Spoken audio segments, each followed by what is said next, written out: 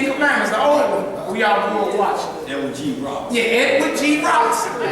Man, they asked him, they said, you would sell your own mama out, wouldn't you? He said, if it pleased Pharaoh, I would. That's a bootleg. That is what you call it. It can't be like that, y'all. We got to get back to our God. Our God loves us, right? But we got to come back to Him under His conditions and terms. That's right. Not under what you feel like doing. That's too harsh, God. I don't like that. It cannot be like that. All right? All right, now, let's go on over here. We're going to show some flashes. Some flashes of the Lord dealing with His people in the past. And showing you some things that's coming. Let's go over to 2 Samuel real quick. Let's get into David. And then we're going to get some prophecies too about us being redeemed. And showing you the state of us once we took on the adoption. Once our bodies are redeemed. Once we have these spiritual powers.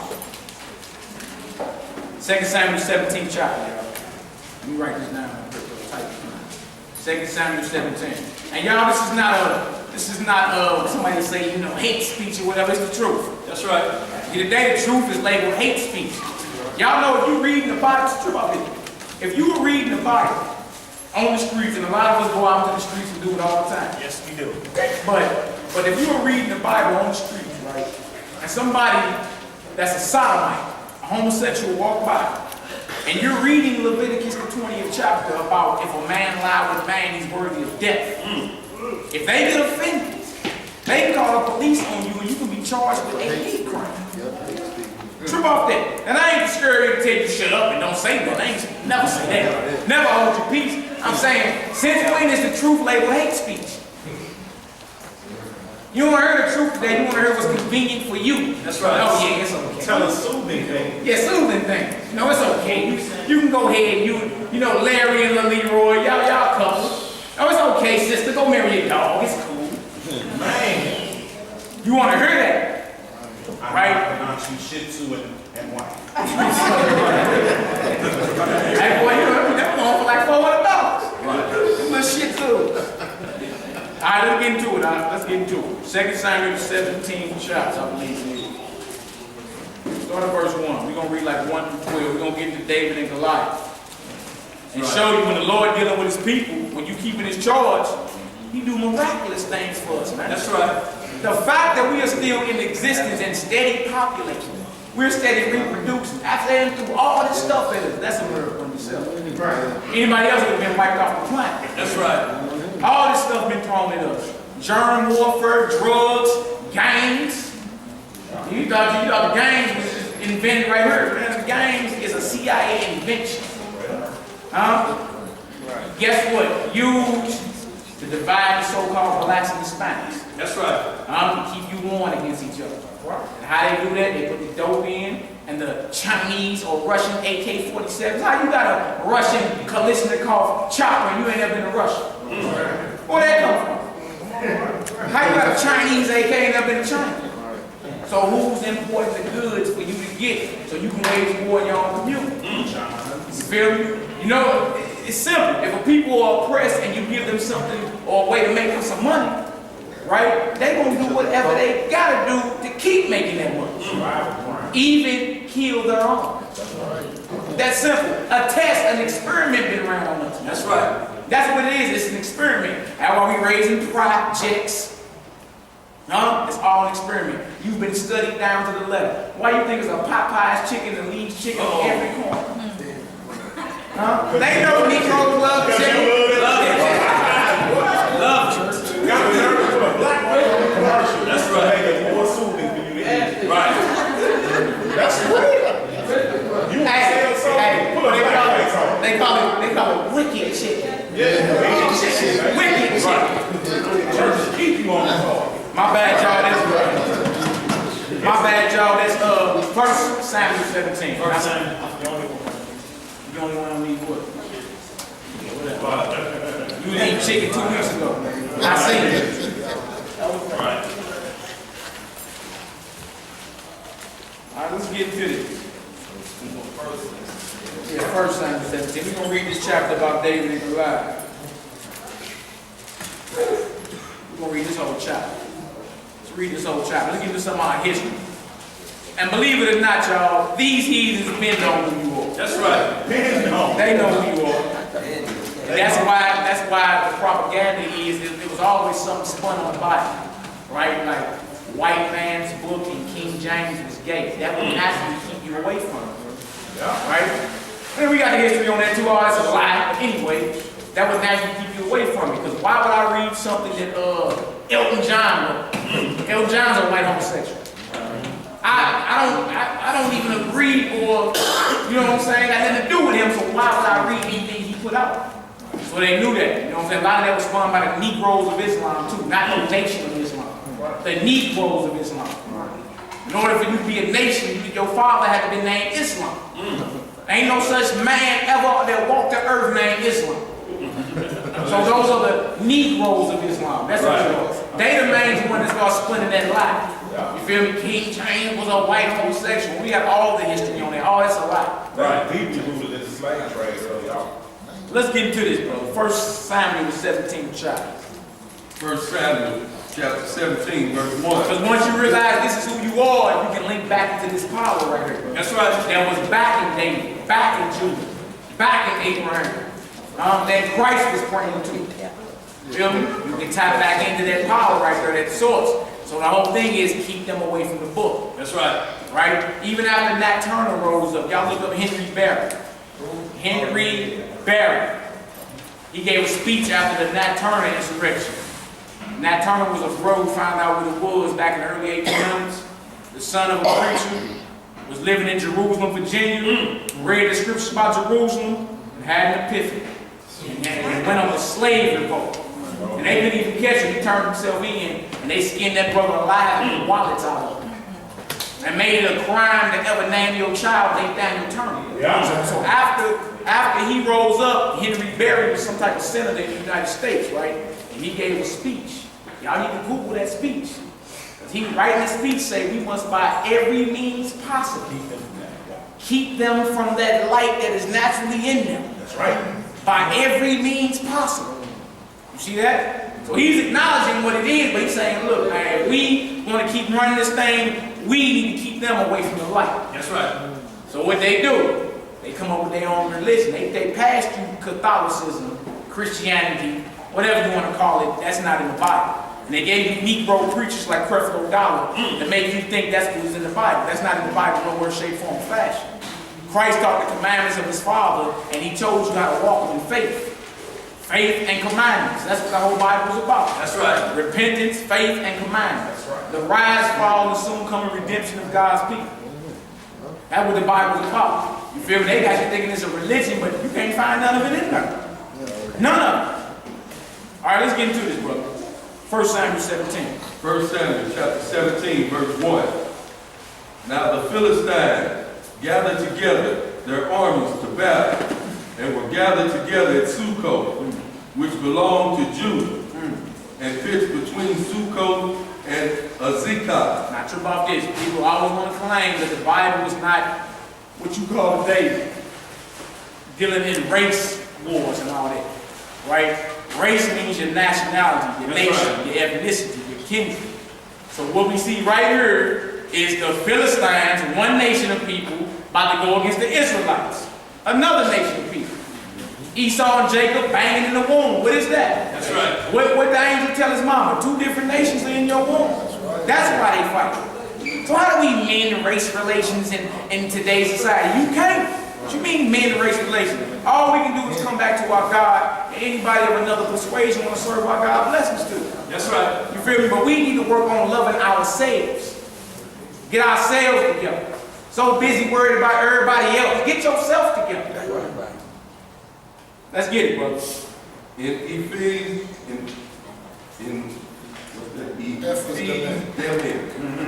and Saul and the men of Israel were gathered together and pitched by the valley of Elah, and set the battle in array against the Philistines. And the Philistines stood on a mountain on one side, and Israel stood on a mountain on the other side. And there was a valley between them. And there went out a champion out of the camp of the Philistines named Goliath. of Gath, whose height was 6 cubits and a span. His height was what? 6 cubits and a You span. all know what an average cubit is. What's that? 18 inches. It's 18 inches. And his height was what? He was 9 feet 9 inches. He was almost 10 feet tall. This guy right here. Don't say he was a champion. Alright? Let's read. And he had a helmet of brass upon his head, and he was armed with a coat of mail, and with the weight of the coat was 5,000 shekels of brass.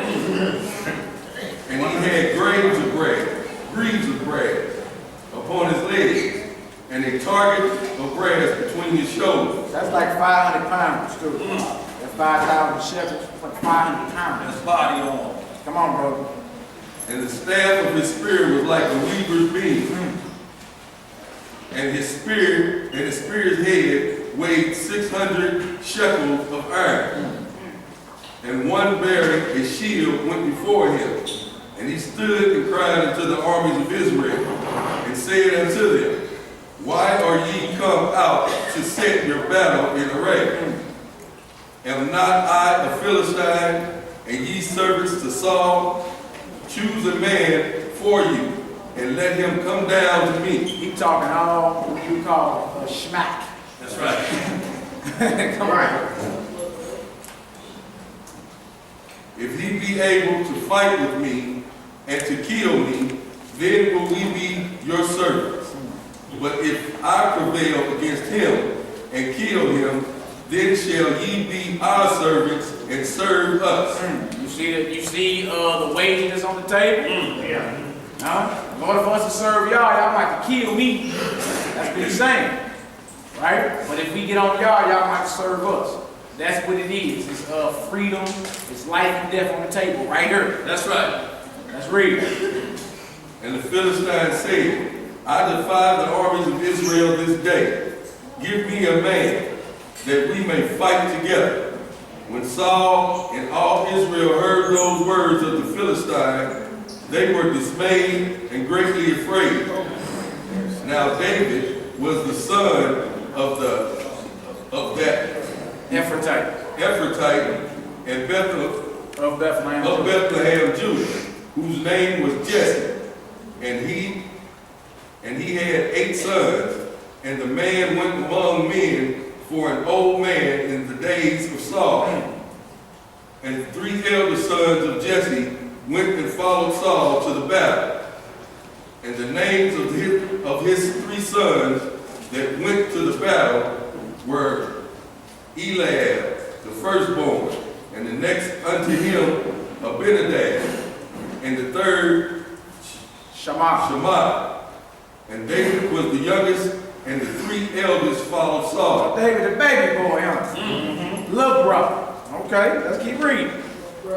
But David went and returned from Saul to feed his father's sheep at Bethlehem. And the Philistines drew near morning and evening, and presented himself 40 days. So is he talking noise to our people for 40 days straight? Mocking, laughing. See that? Let's read.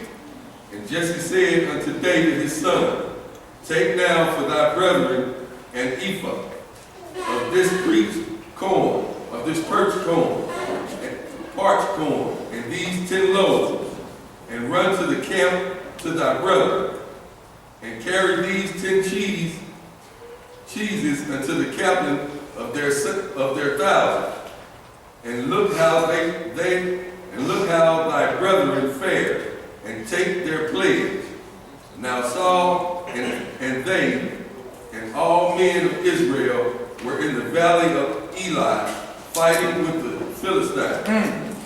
And David rose up early in the morning, and left the sheep with the keeper, and took and went, and Jesse had commanded him, and he came to the trench, and the host was gone forth to the fight. He shouted for the battle, And shouted for the battle. For Israel and Philistine had put the battle in array, army against army. There are a lot of wars in the Bible too. A lot of these scriptures are purposely stayed away from. Purposely stayed away from. They don't want you in a certain mindset in dealing with this Bible. They want you to think everything is flowers, peaches, and cream. That's right. Meanwhile, you're at war and we get gunned down in the streets. And you want to march. But in the Bible, whenever it was marching time, it was war time. It was war time. That's not historical, y'all. You don't go ask your oppressor for nothing. Like, you can't ask him for equality. Like, that ain't never been. That's right. One nation is ruling, the other nation's underneath. It's always been like that. That's how it is. Like you say, no justice, no peace. We need to be equal. Not as long as you up under their dominion, it won't be. Ain't no that's right. It'll never be that. Get that out your mind thinking, that ain't fair. See, he racist. Are you surprised at Donald Sterling or some of these police because they don't like black folks? What you surprised at? And the media market you as less than human. Dad, what are you mad for? Your chicks don't have no clothes on. Your dudes got their pants hanging down. Yeah. They're wearing skirts. They doing all kinds of weird stuff, and you expect respect from them. It don't make sense. That's deep as a suffering. That's right. That's all it is. Come on, bro. Let's keep reading. And David left his carriage in the hand of the keeper of the carriage, and ran into the army, and came and saluted his brethren. And as he talked with them, behold, there came up a champion, the Philistine, The champion. the Philistine of Gath, Goliath by name, out of the armies of the Philistines, and spake according to the same words. And David heard them. And all the men of Israel, when they saw the man, fled from him, and were sore afraid. So everybody else didn't even have faith. You feel me? You got scared. But see, we know the scripture, the Lord ain't gave us a spirit of fear. That's right. Even David's older brothers got scared. Let's read. And the men of Israel said, have ye seen this man that is come up? Surely to defy Israel is he come up. And it shall be that the man who killeth him, the king will enrich him with the great riches, and will give him his daughter, and make his father's house free in See the Israel. ways on the table? You kill the lives, you get all that right there. Everybody's scared of the lives, though. All you gotta do is fight John Coffey. That's it. Right. Work it out. Right. Come on, brother. Let's read. And David spake to the men that stood by him, saying, what shall be done to the man that killeth this See Philistine? what David asked? I'm like, what's going to happen to whoever dropped this cat right here, man? This is crazy. He talking all. Did y'all hear him? Right. What's this doing? Come on, brother. And taketh away the reproach from Israel. Flat out. For who is the uncircumcised Philistine? For who is this uncircumcised Philistine? Right? Yes, like, it's almost like, who is this? Who is this? Yeah. So he's asking the question, like, do y'all hear them talking like this? Right? Do you hear what he's saying? Who is this uncircumcised heathen talking all this and y'all scared? Right. And we're showing our flashes of the Lord dealing with his people.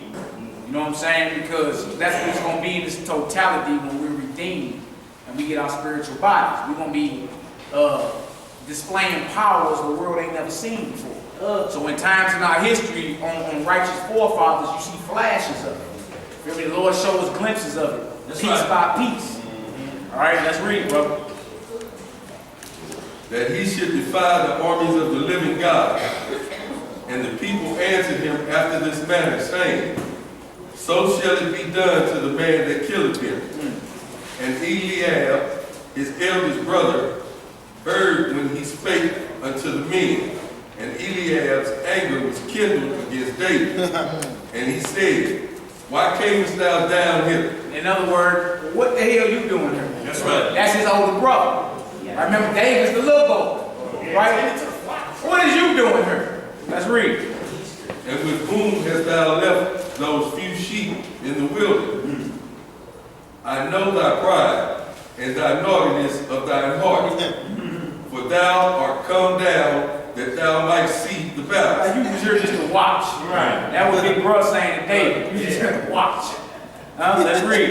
You ain't gonna get down. And David said, what have I done? Is there no cause? Is there not a cause? For he turned from him toward another. And he turned from him toward another, and spake after the same manner. And the people answered him again after the former manner. And when the words were heard which David spake, they rehearsed them before Saul, and he sent for him. Saul said, who? He said, what? Let me go ahead and send for him. Let's read. And David said to Saul, let no man's heart fail because of him. See what David saying to the king? Don't let nobody be scared of this uncircumcised heathen. That's right. Come on. Thy servant will go and fight with the Philistine.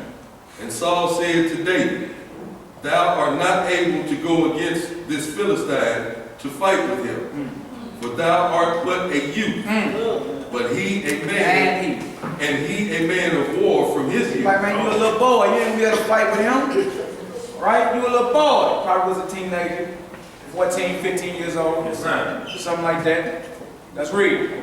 And David said unto Saul, thy servant kept his father's sheep, and there came a lion and a bear, and took a lamb out of the flock.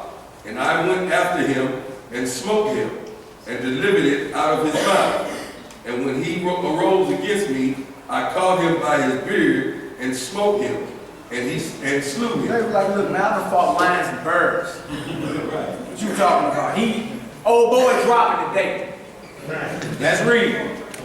Thy servant slew both the lion and the bear, and this uncircumcised Philistine shall be as one of them. Now, you see how he talking? He's not talking like he unsure. He ain't talking like he's scared.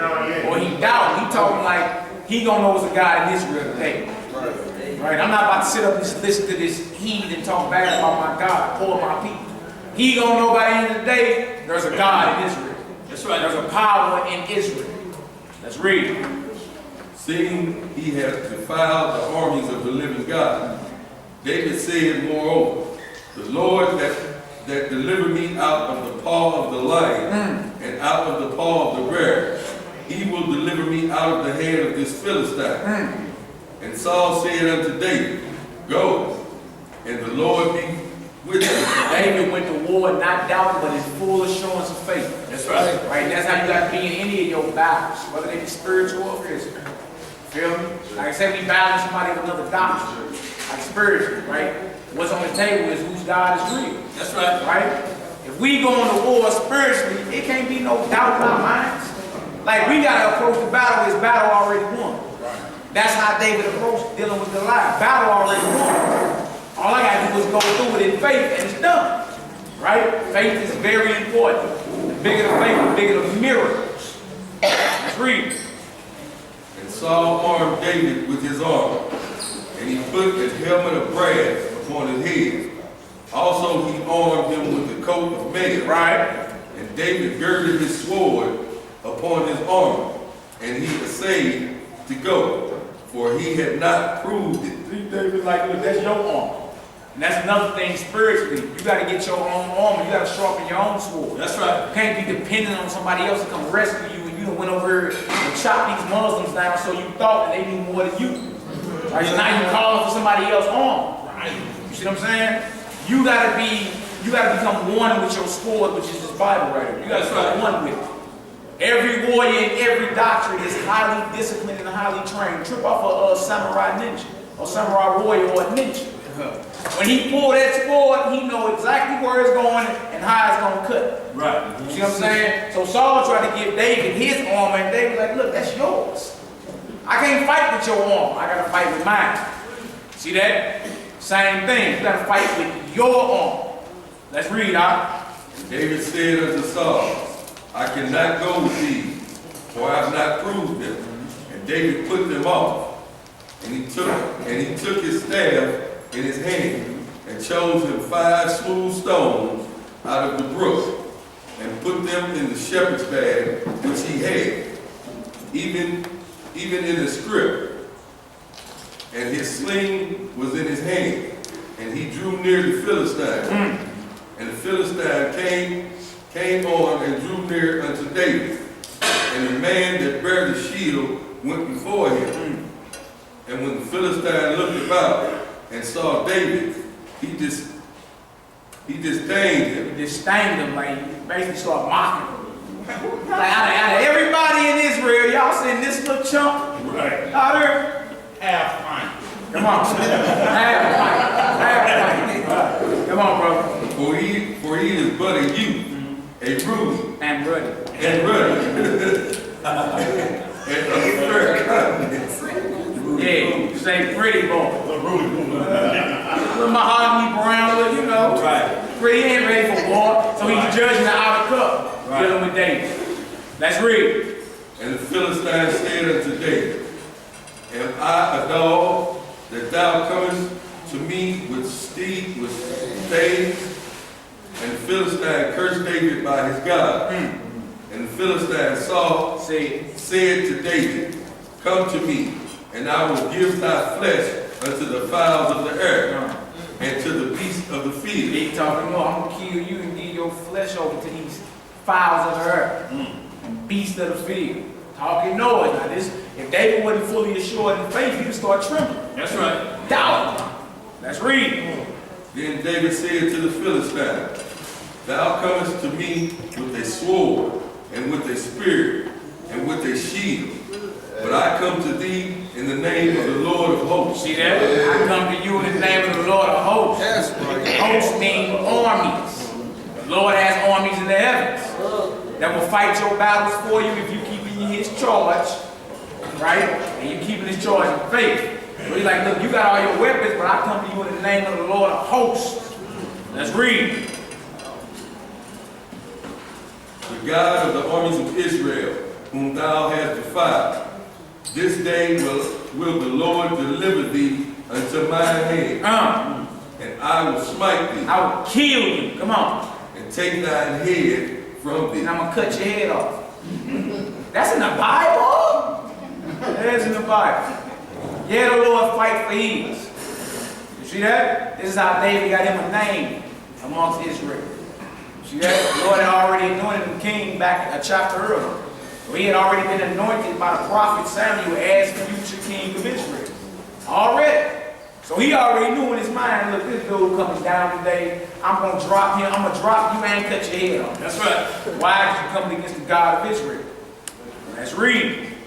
And I will give the carcass of the host of the Philistines this day unto the fowls of the earth. He said, then the rest of your army, I'm going to give to the fowls of the earth. Let's read, brother. And to the wild beasts of the earth, that all the earth may know that there is a God in Israel. See, that's the purpose of it. That's why Goliath had to drop. That's right. Because he was puffed up, proud. He started cursing David by his gods. And he said that the whole earth may know there is a God in Israel. Right? We need to get back to that. We need to get back to serving our God so he will fight for us. That way they all know it's the Most High that did Jacob. Right? But as long as we on the other side, still unsure, you know what I'm saying, still holding on to your oppressor, you really quite not sure. Yeah, it's cool to read the Bible on Saturday, but I really ain't. Like, I'm really not in. I'm fence strapped. You feel me? The Lord is not going to fight for you. You got to be fully persuaded of what this thing is about. Oh, okay. Go ahead and say something. If any women need some scarves or something, cover your heads here. Yeah, the scarf is found in, or the head cover is found in 1 Corinthians, the 11th chapter.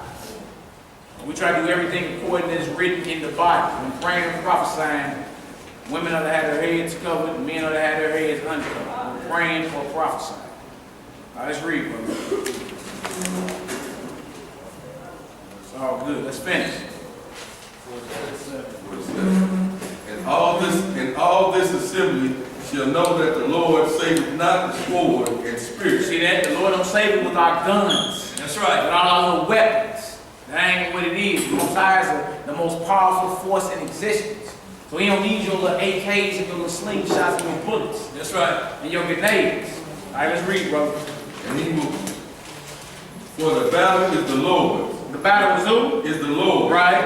And he will give you unto your hand. To our hands. You see that? So David talking as if he know the future outcome of what's going to happen. That's right. In faith, he stepped and fought the battle for Israel, and the Lord worked wondrous miracles for him. Let's read. And it came to pass, when the Philistine arose and came to draw nigh to meet David, that David